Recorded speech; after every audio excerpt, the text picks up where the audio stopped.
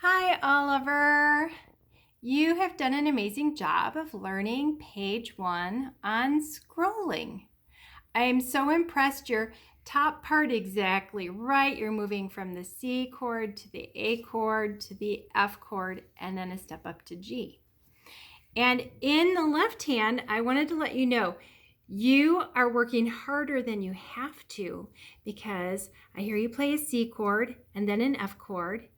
And these are the chords I see. And this is the F chord from the first two lines. So it sounds exactly right. But on line 3, the F chord can be so much easier because here's your C and finger 2 is already on an F.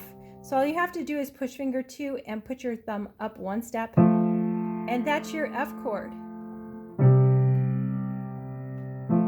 I'm going to encourage you to change how you're playing that, because when we get to page 2, you're going to be doing this exact same pattern, except starting on an A. You're going to be playing the A chord, and then it's a D chord.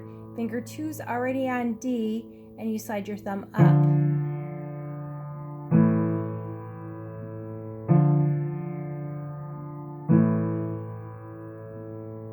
But you have such a good ear that you are absolutely right that this C chord and this F chord sound fantastic with the right hand in line 3. It's just a lot more work.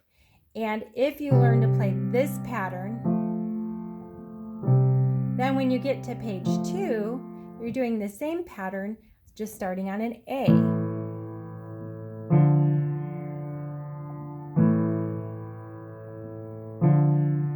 All right, so I want to see if you can fix that in line 3 and 4 on your first page of scrolling. It sounds fantastic. You're doing a great job of playing all of your notes very steady.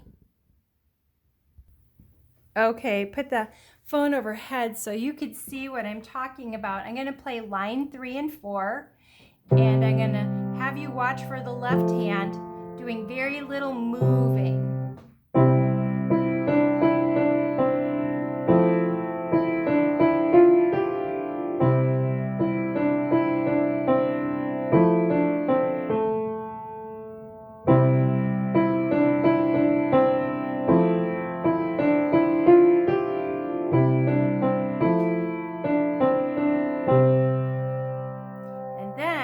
We move both hands in page 2 down one step, 2 steps. So they're both in an A position.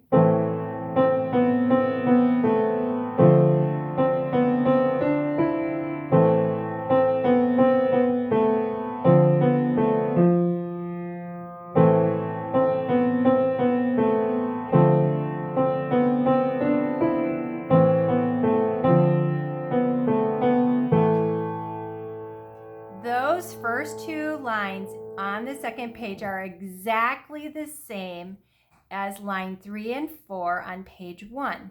They're just in a different hand position. The first page, the hand position is in C. The second page, it's in A minor. It plays exactly the same pattern. Then the last 2 lines of scrolling, back to C major.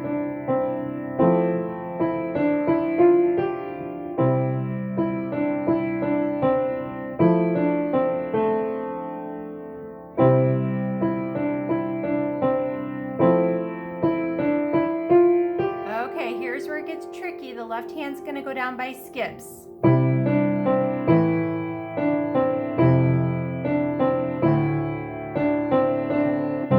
And end on C. So the left hand here is going to go C, A, F, D, and C.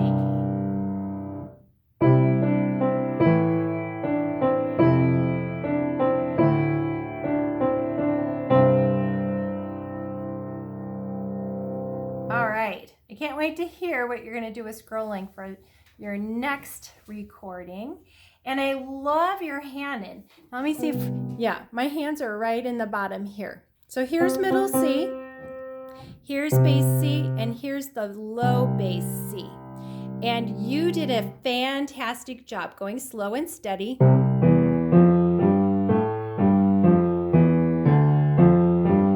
And perfect notes going all the way up.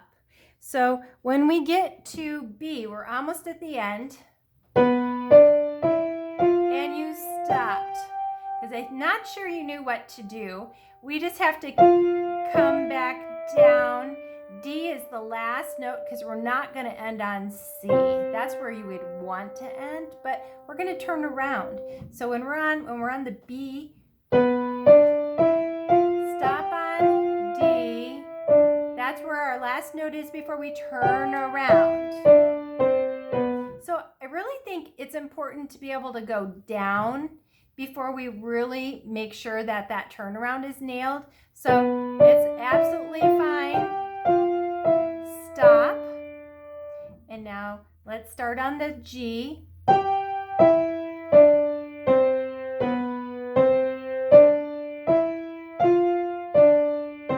I think in the videos that I sent out this last week, I'm encouraging everyone to start on the G and do the downward pattern at least every day first. Then start at the bottom, go up and back down. You could even start at the top 2 or 3 times in one day to practice descending because it's harder, but you're doing a great job. It's just not as good as your ascending. Your ascending was perfect. So you're doing a great job learning that pattern, and it won't be long before we have the turnaround and the descending all nailed. I can already tell your fingers are strengthening and playing so much more coordinated. So keep practicing. One thing I did notice, excuse me, and I've noticed this not just with you, but a lot of my students, is I think you're sitting too low on the bench. So then your fingers right here are just kind of low, and it's harder to play on your fingertips when your arm is too low. So let's see this week, can you get a couple of pillows and sit on a couple of pillows, and let's see if your hand can be taller as you're doing this exercise. So that's one thing I'd like to see when you record your hand in exercise again. I'd like to see if you can sit on a couple of pillows and have a taller hand shape so your pinky isn't coming down on a kind of a karate chop level. And that's not just you, it's a lot of students that their benches just aren't as high as they need to be.